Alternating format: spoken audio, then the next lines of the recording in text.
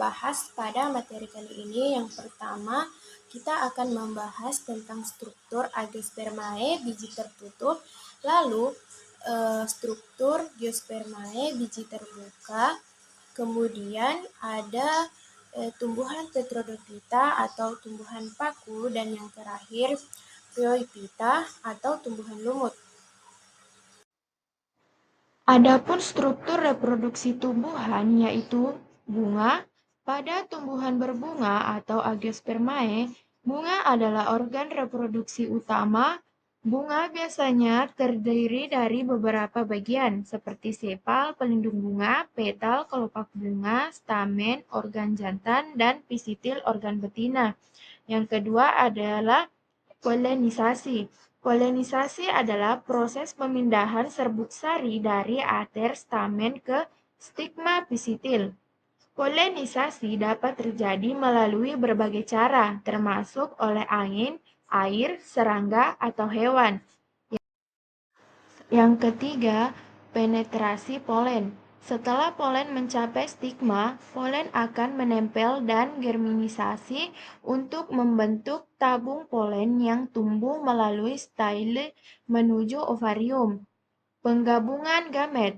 Selama proses germinisasi, gamet jantan di dalam polen bergerak ke dalam ovalu atau sel telur. Di dalam ovarium, gamet jantan bergabung dengan gamet betina untuk membentuk zigot atau sel fertilisasi.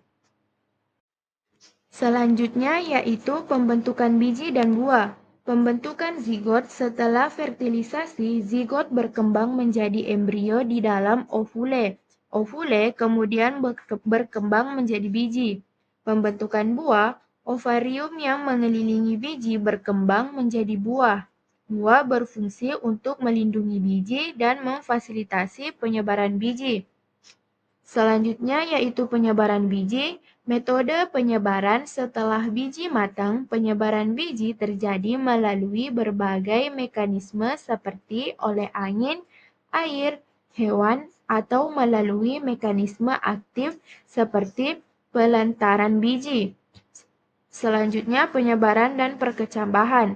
Setelah biji tersebar, mereka akan menemukan kondisi yang sesuai untuk perkecambahan dan mulai tumbuh menjadi tumbuhan baru. Baiklah, kita memasuki materi pertama, yaitu siklus hidup Agiospermae. Siklus hidup Agiospermae menggambarkan pergantian antara fase sporofit dan gametofit dengan penekanan pada reproduksi seksual melalui bunga dan biji. Adapun reproduksi tumbuhan yaitu secara aseksual atau vegetatif. Reproduksi seksual pada tumbuhan adalah proses di mana tumbuhan dapat berkembang biak tanpa melibatkan proses fertilisasi sel telur oleh sel sperma. Ini berbeda dari reproduksi seksual yang melibatkan pembentukan gamet dan pembuahan. Reproduksi aseksual memungkinkan tumbuhan untuk menghasilkan keturunan yang genetik identik dengan induknya. Dan ini dapat terjadi melalui berbagai mekanisme. Adapun materi yang kedua yaitu daur hidup Geospermae. Geospermae mempunyai reproduksi seksual atau generatif dan menciptakan biji serta menggunakan strombilas sebagai sarana reproduksinya. Penyerbukan paling sering terjadi dengan bantuan angin dan anemogami. Ketika penyerbukan berkembang, serbuk sari jatuh langsung ke bakal biji. Selang waktu antara penyebaran dan pembuahan tergolong lama. Contohnya adalah siklus hidup pohon pinus. Yang pertama, pada sebagian besar spesies tumbuhan ronjong, setiap pohon memiliki kerucut berhasil bakal biji dan kerucut penghasil serbuk sari. Yang kedua, mikrospora, pembelah secara meiosis menghasilkan mikrospora haploid.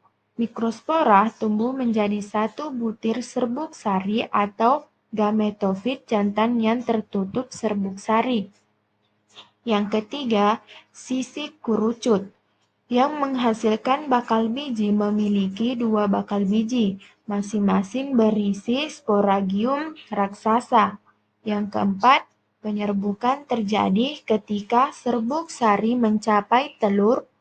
Butir polen kemudian berkecambah ke dalam tabung polen dan perlahan melewati sporagium. Yang kelima, ketika tabung polen berkembang, spora raksasa mengalami meiosis untuk menghasilkan 4 sel haploid. Salah satunya bertahan sebagai spora raksasa. Yang keenam, gametofit betina berkembang dalam mikrospora dan mengandung 2 atau 3 alkegonia sekaligus untuk membentuk bakal biji.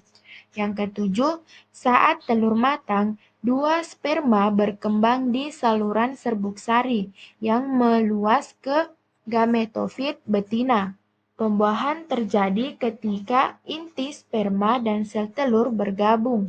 Yang kedelapan, pemupukan biasanya terjadi lebih dari 1 tahun karena penyerbukan. Semua sel telur dapat dibuahi, tetapi biasanya hanya 1 zigot yang tumbuh menjadi embrio. Telur adalah benih yang terdiri dari embrio, tersediaan makanan, dan kulit biji. Selanjutnya kita masuk pada materi ketiga, yaitu daur hidup Petrodopita atau tanaman paku. 1. Sporofit. Fase dominan terbagi menjadi 3, yaitu spora. Petrodopita dimulai dari spora yang dihasilkan dalam sporagium pada daun yang disebut sporofil. Spora ini tersebar dan berkecambah menjadi gametofit. Selanjutnya yaitu pertumbuhan. Sporofit adalah fase dominan dan lebih besar dari gametofit. Ini adalah bentuk paku yang sering kita lihat dengan daun yang terpecah atau frond dan akar yang terhubung ke tanah. Selanjutnya yaitu pembentukan spora. Sporofit dewasa menghasilkan spora di dalam sporagium yang biasanya terletak di bagian bawah daun atau pada struktur khusus yang disebut sori. Yang kedua yaitu pembentukan spora. Sporofit dewasa menghasilkan spora di dalam sporagium yang biasanya terletak di bagian bawah daun atau pada struktur khusus yang disebut sori atau gametofit fase generatif. Gametofit atau protolus. Setelah spora berkecambah, ia membentuk struktur kecil berbentuk hati atau bulat yang disebut protolus. Protolus adalah fase gametofit yang bebas dan kecil. Selanjutnya yaitu pembentukan gamet. Pada protolus terbentuk organ reproduksi jantan atau antridium dan betina acegonium. Anteridium menghasilkan spermatozoid, sementara archegonium menghasilkan ovum. Selanjutnya yaitu fertilisasi. Spermatozoid berenang ke archegonium untuk membuahi ovum, menghasilkan zigot. Perkembangan sporofit baru. Zigot yang terbentuk akan berkembang menjadi sporofit baru. Zigot akan tumbuh menjadi embrio yang akhirnya membentuk paku dewasa. Selanjutnya, siklus berulang. Paku dewasa kemudian akan menghasilkan spora melalui sporagium, dan siklus hidup akan dimulai lagi. Jadi, siklus hidup Petridophyta melibatkan pergantian antara fase sporofit yang dominan dan fase gametofit yang kecil dan bebas. Baiklah, sekarang kita masuk pada materi ketiga, yaitu daur hidup Petridophyta. 1. Sporofit. Fase dominan terbagi menjadi 3, yaitu spora. Petridophyta dimulai dari spora yang dihasilkan dalam sporagium pada daun yang disebut sporofil. Spora ini tersebar dan berkecambah menjadi gametofit. Yang kedua yaitu pertumbuhan sporofit adalah fase dominan dan lebih besar dari gametofit. Ini adalah bentuk paku yang sering kita lihat dengan daun yang terpecah atau frond dan akar yang terhubung ke tanah. Yang ketiga yaitu pembentukan spora. Sporofit dewasa menghasilkan spora di dalam sporagium yang biasanya terletak di bagian bawah daun atau pada struktur khusus yang disebut sori. Yang kedua ada gametofit atau fase generatif. Gametofit atau protolus, setelah spora berkecambah, ia membentuk struktur kecil berbentuk hati atau bulat yang disebut protolus. Protolus adalah fase gametofit yang bebas dan kecil.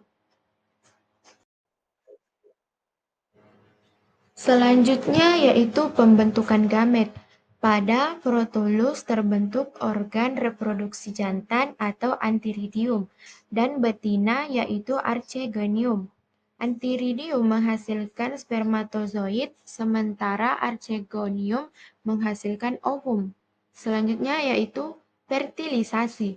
Spermatozoid berenang ke archegonium untuk membuahi ovum menghasilkan zigot. Adapun perkembangan sporofit baru, yaitu zigot yang berbentuk akan berkembang menjadi sporofit baru. Zigot akan tumbuh menjadi embrio yang akhirnya membentuk paku dewasa. Selanjutnya, siklus berulang. Paku dewasa kemudian akan menghasilkan spora melalui sporagium dan siklus hidup akan dimulai lagi. Jadi, siklus hidup Petridophyta melibatkan pergantian antara fase sporofit yang dominan dan fase gametofit yang kecil dan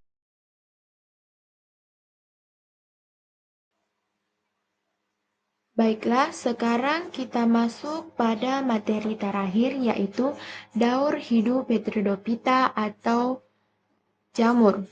Ukuran tubuh Bryophyta relatif kecil serta memiliki fase seksual yang disebut gametofit. Dalam siklus reproduksinya, siklus hidup tumbuhan lumut tersebut menunjukkan pergiliran generasi yaitu gametofit, yaitu individu multiseluler dengan sel-selnya yang haploid, dan generasi sporofit dengan individu multiselulernya dengan sel-sel yang diploid. Pergiliran keturunan tersebut akan terus berlangsung saling menghasilkan untuk menunjang reproduksi selama kehidupan tumbuhan lumut.